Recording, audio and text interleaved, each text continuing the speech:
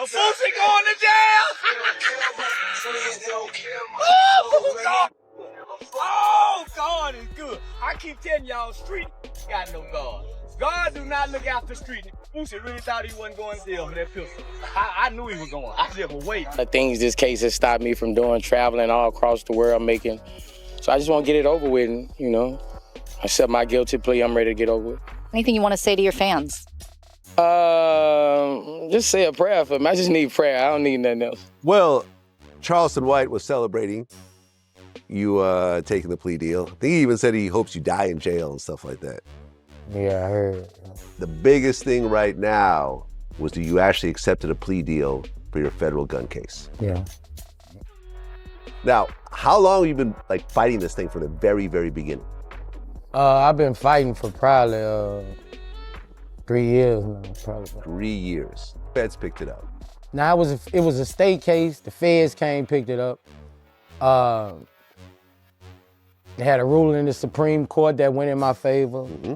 And the case got dropped by the judge. The case got dropped. Boosie might be staring down a brutal 10-year sentence in his federal gun case. And the second that news hit the blogs, Charleston White couldn't wait to clown him. He jumped online, grinning ear to ear, acting like it was Christmas morning, laughing, and saying he'd been waiting for this exact moment. He even bragged that Boosie rotting in a cell wouldn't bother him one bit. Now here's the twist. Boosie himself had already told fans just weeks ago that he agreed to a plea deal because he was sick of fighting the system. He thought it was the smartest move, even though his case had already been dismissed once before. But prosecutors came back harder than ever in 2024, slapped him with another indictment, and now he could be gone for a whole decade. So while Boosie's been posting emotional notes about trusting God and being drained by this never-ending fight, Charleston White is literally online popping bottles like it's his own birthday party. He brought you up because you were attacking Kanye because of the... Nah, it's Kanye West. It just happened. Nigga been coming at me. He been coming at me. It's just, you know, I can't respond to those people, bro. Like, that's a danger to what I got going on. You can't take no risk of losing this behind, you know. Imagine that. One man praying for strength while the other celebrating his downfall in real time. And let's be clear, this legal nightmare has been haunting Boosie for years, but this specific gun charge might be the nail in the coffin. He was caught as a felon in possession of a firearm, and everybody knows that's one of the hardest charges to dodge in federal court. At first, it seemed like Boosie had finally beat the system when the case was tossed in 2023. Fans thought it was his chance to focus on family and music again. But the feds weren't letting him off that easy.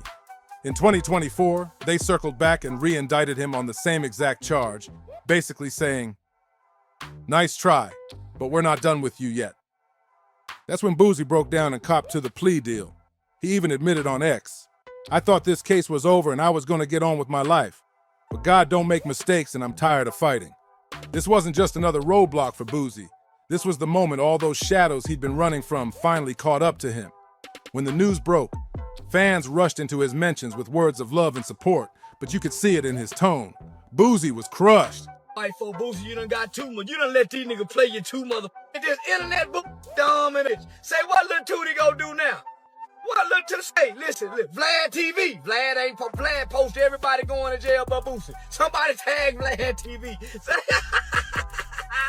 This wasn't the same Boosie who used to clap back at every hater and troll online for fun. This was a man sounding worn down, carrying years of battles on his shoulders. His posts had this heavy mix of faith and surrender, like he was trying to convince himself to accept whatever comes next. And for people who followed Boosie from his Baton Rouge days, that hit is different. This is the same guy who's dodged bullets, literally, ducked indictments, walked through beef after beef, and even battled health scares that nearly took him out. But this time, it feels different. 10 years behind bars ain't just a setback. It's life-changing.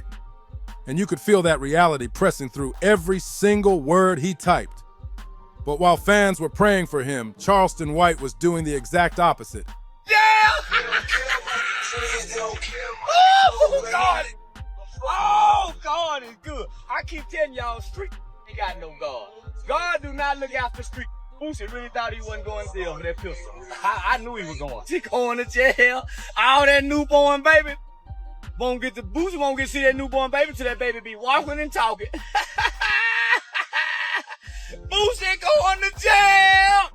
He hopped on live looking like he just won the lottery, grinning, talking slick, and bragging that he'd been predicting this day all along. He swore up and down that Boosie would never beat this case. And now that the sentence is sitting heavy, Charleston is savoring it like victory champagne. And if that wasn't wild enough, he even pushed it further, saying he hopes Boosie dies in jail. That's beyond disrespectful. But with Charleston, that's exactly the brand he built. This is the same dude who's made a career out of being the loudest troll in hip-hop culture. The worst part, Boosie hadn't even had a moment to process his own sentencing before Charleston turned it into a comedy show for the internet. Now, Charleston trolling celebrities ain't new. He's roasted everyone at some point, but the way he locks in on Boosie feels personal. I ain't really got no opinion on him because, my opinion can send me to prison. So I ain't really, I ain't really got no opinion on him, once you go to threaten people's kids, talking about you out of line. So, I ain't the one gonna do all that. I ain't gonna do all that, you know what I'm saying? It's just, hey, certain people you can't really express opinions on, and he one of those. You can't express how you feel because you might end up in prison. And I ain't getting tricked off the streets. It's like every single time Boosie runs into trouble, Charleston is right there, waiting in the wings, ready to pile on. That's why fans are asking the real question. Why does Charleston White hate Boosie so much? Because at this point, it feels deeper than just random online noise. This beef has history. It goes all the way back to late 2022, when Kanye West lit the culture on fire rocking that White Lives Matter shirt.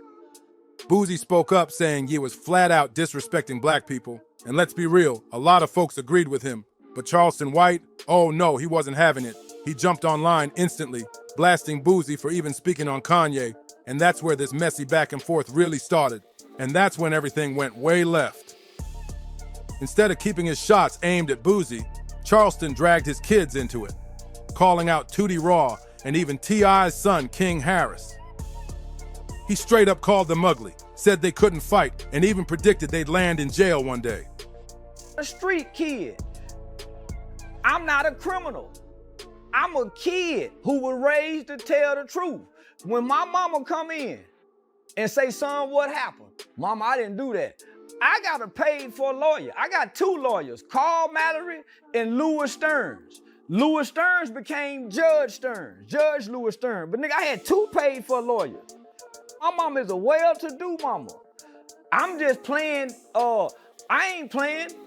I'm an adolescent going through an adolescent stage of rebelliousness.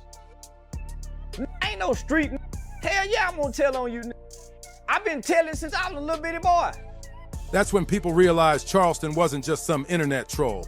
He was willing to hit below the belt and drag kids into the beef just to hurt their parents.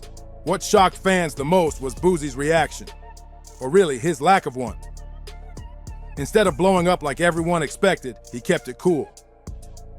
During an interview with Tony the Closer, he admitted that speaking his mind too much could easily land him back behind bars, especially once kids get thrown into the mix.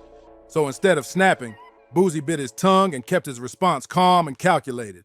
That moment told fans everything. Boosie wasn't scared of Charleston, but he knew Charleston's entire game was bait. Say the wrong thing, make the wrong move, and suddenly he's got new ammo to get you jammed up with the law. So Boosie decided to play chess instead of checkers, even if deep down you know the tension was eating at him. By early 2023, the situation exploded to another level. Charleston was already clowning T.I. over his paperwork party drama, when Boosie's son Tootie couldn't take it anymore and clapped back, calling Charleston old, messy, and even telling him to go die. In jail, waiting for the FBI to send me the right kind of number, because I'm finna make a report on your motherfucking people. And you make the man call your name specifically. The promoter specifically says your motherfucking name, Lil Boosie. He implemented you and implicated you. Finna go to jail, back to jail. You gonna be on your knees, but the knee gonna be bleeding. But Charleston being Charleston, he took it 10 times further. He hopped on live and crossed the line completely, saying, "I hope your daddy died from that diabetes. I hope they don't send the insulin over 1 month." Who even talks like that? He literally wished end on Boosie just to get under his son's skin. And then, almost like Charleston spoke it into existence, Tootie got arrested later that same month on gun charges. Charleston wasted no time taking credit, bragging about how he called the cops, sent in pictures, and even tipped off the Department of Public Safety. He claimed the police were already watching Tootie because Boosie was a 6-time felon convicted of homicide who used kids to do his dirt. That was the breaking point. This wasn't trolling anymore.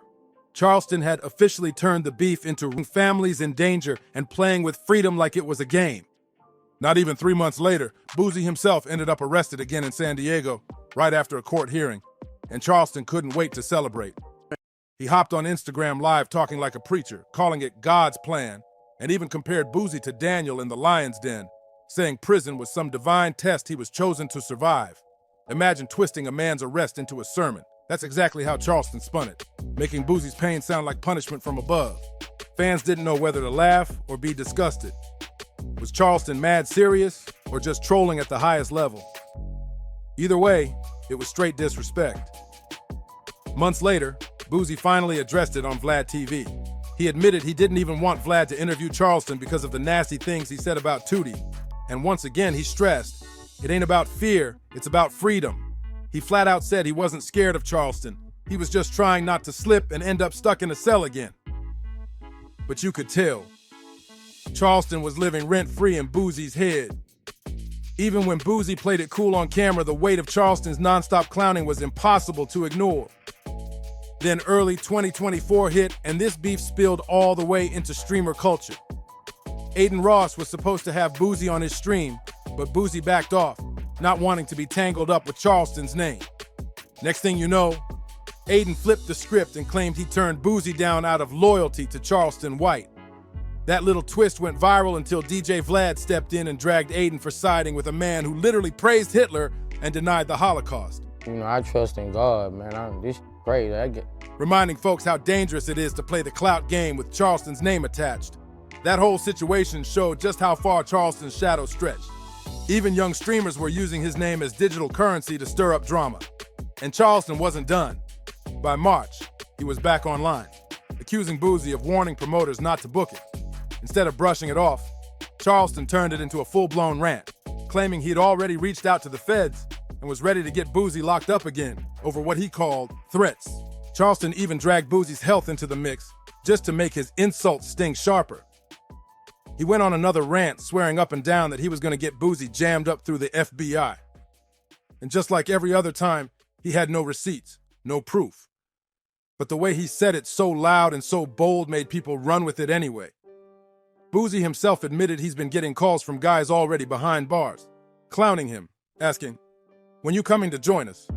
Imagine being Boosie, already weighed down by the threat of a federal sentence, and then hearing dudes inside prison laughing about your situation before you even touch the yard. That's humiliation on top of stress, and Charleston knows exactly how to push that button. Another layer to all this. Boosie didn't even want to risk a trial. He went straight for the plea deal. The trial with it from the dump, actually, but I feel like this the right move for me. I trust in God, but... And honestly, who can blame him? Because if by some wild twist Charleston White actually showed up in that courtroom, you already know what would have happened. He would have turned that place into a circus, testifying, pointing fingers, running outside the courthouse to spill it all to the blogs. And don't think that's far-fetched, because Charleston's got a history of snitching and he's never tried to hide it. According to reports, back when he was just 14, Charleston was caught up in a robbery with some other teens. During that robbery, one of them, Antoine Doolittle, shot and slayed a man named Michael Levy. When it came time for court, Charleston didn't hesitate. He testified against Antoine. Now in the streets, snitching is the ultimate stain on your name, even if you were just a kid, and people never let Charleston live it down. But here's the crazy part, he doesn't run from it. He actually defends himself saying, "I was young, I was in court, I told the truth." That's not snitching, that's survival. Here's the clip of him justifying himself in his own words, bold as ever. But when that old footage from his juvenile case resurfaced recently, The internet exploded. People lit up the comments calling him a hypocrite, blasting him for preaching street codes one day, and then proudly admitting to snitching the next. And what did Charleston do? He doubled down, saying he's never lived by no street code, never cared who's mad, and if folks got a problem with it, too bad.